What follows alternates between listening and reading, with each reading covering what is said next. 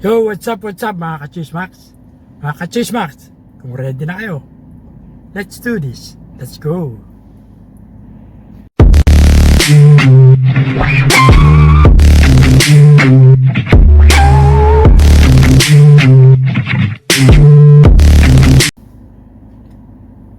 Angelica Yulo nagka-award dahil sa mga anak.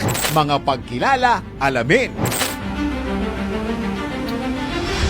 Kabi-kabila ang pagtanggap ng parangal at pagkilala ni Angelica Yulo sa kanyang pagiging ulirang ina. Ano-ano nga ba ang mga awards na ito? Tara, alamin natin.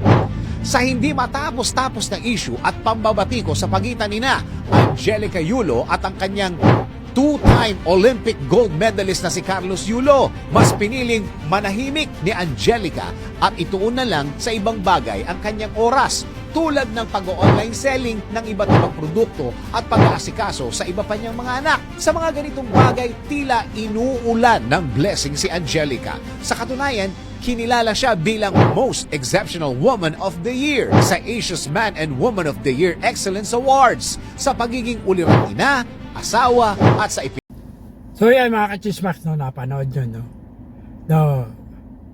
Despite, the mere fact na hindi sila nagkakausap pa, inuulan din ng pagpapala ang kanyang nanay, nanay ni Carlos Yulo, nakita nyo naman, So dadami pa yung endorsement because of the, when it comes to parenthood, mother instinct, syempre, kung paano pinalaki ang anak yan. Maraming makukuha award yan as a mother, yung nanay ni Carlos Yulo, So therefore, binibless pa rin siya.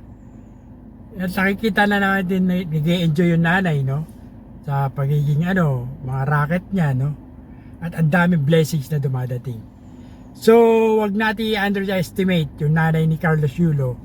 Dahil kahit yung anak niya pinagpapala, yung ina rin, pinagpapala, dumarating din yung mga blessings, yung mga endorsement, ng mga produkto when it comes to parenthood, when it comes to mother,